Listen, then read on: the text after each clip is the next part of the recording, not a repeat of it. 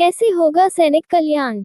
इस शीर्षक के साथ सूबेदार मेजर हरिराम यादव रिटायर्ड ने एक बहुत शानदार लेख लिखा है। आइए जानते हैं। उत्तर प्रदेश जनसंख्या के आधार पर 75 जनपदों के साथ देश का सबसे बड़ा राज्य है।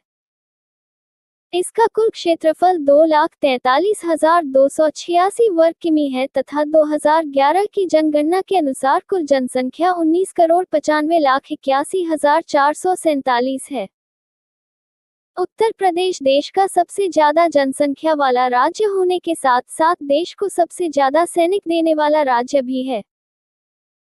सन 2022 में लोकसभा में बताए गए आंकड़े के अनुसार हमारे प्रदेश के 2.10 लाख सैनिक सेना, वायुसेना और नौसेना में अपनी सेवाएं दे रहे हैं।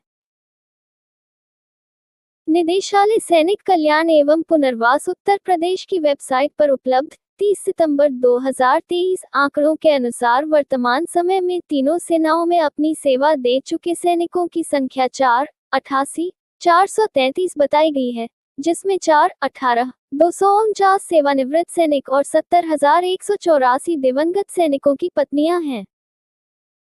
प्रथम विश्व युद्ध में काफी संख्या में हमारे प्रदेश के जवान घायल और वीरगति को प्राप्त हुए थे, लेकिन इन सैनिकों का लेखा जोखा रखने वाली कोई संस्था नहीं थी।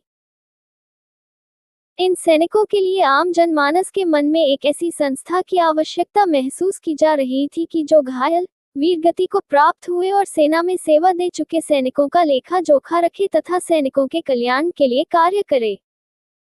इसी आवश्यकता को ध्यान में रखकर सन 1917 में प्रदेश में वार बोर्ड की स्थापना की गई।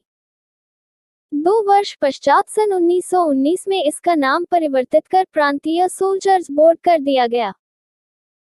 पूरे राज्य में कार्य को सुचारू रूप से चलाने के लिए प्रदेश के कुछ जनपदों में जिला सोल्जर, सेल और एयरमैन बोर्ड की स्थापना की गई।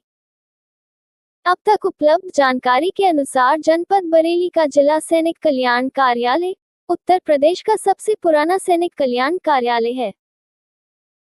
वर्तमान समय में उत्तर प्रदेश के सभी जनपदों में सैनिकों, सेवानिवृत्त सैनिकों और उनके आश्रितों के कल्याण के लिए जिला सैनिक कल्याण कार्यालय स्थापित किए गए हैं। प्रदेश के सेवानिवृत्त सैनिकों की आबादी का काफी बड़ा हिस्सा गांवों में निवास करता है और अपनी खेती बाड़ी के काम या छोटे मोटे धंधों में लगा हुआ है। जनपदों का फैलाव जनपद मुख्यालय से लगभग 40 किलोमीटर तक है। जब कोई सैनिक इतनी लंबी दूरी तय कर जिला सैनिक कल्याण कार्यालय में अपने किसी काम से आता है और पता चलता है कि जिला सैनिक कल्याण अधिकारी या मुख्य लिपिक की उपलब्धता नहीं है, तो सेवानिवृत्त सैनिक, वीर नारी, दिवंगत सैनिक की पत्नी का इतनी दूर चलकर आना व्यर्थ हो जाता है। इस व्यथा को वह वयोवृद्ध सैनिक, वीर नारी, दिवंगत सैनिक की पत्नी ही समझ सकती है। वर्तमान युग सूचना क्रांति का युग है। पल पल परिवर्तन हो रहा है। लोग समय के पीछे दौड़ रहे हैं। लोगों के पास समय नहीं है, वह हर काम को तेजी से पूरा कर लेना चाहते हैं। सूचना क्रांति की दिशा में कदम बढ़ाते हुए निदेशालय सैनिक कल्याण उत्तर प्रदेश ने भी कदम उठाया और सभी जिला सैनिक कल्याण कार्यालयों को लैंडलाइन नंबर, CUG नंबर और ईमेल उपलब्ध करवाए, लेकिन यह सब सेवानिवृत्त सैनिकों तक अपनी पहुंच बनाने में असमर्थ हैं। इनके उपयोग में उदासीनता के चलते वयोवृद्ध सैनिक, चल पाने में असमर्थ वीर नारियां अपने किसी भी काम के लिए जिला सैनिक कल्याण कार्यालयों तक बार बार दौड़ लगाने के लिए मजबूर हैं।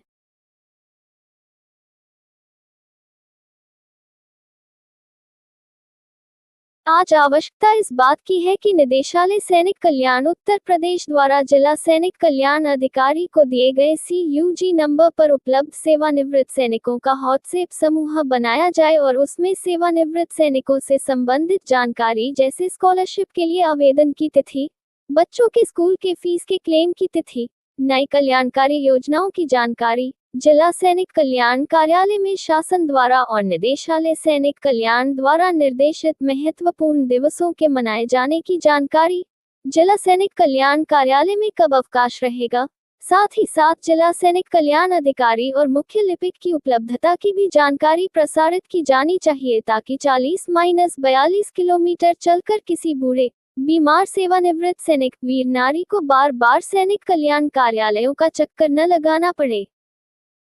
इसको आगे बढ़ाकर ECHS और कैंटीन विभाग को जोड़कर सेवानिवृत्त सैनिकों के कल्याण की दिशा में सकारात्मक कदम उठाए जा सकते हैं।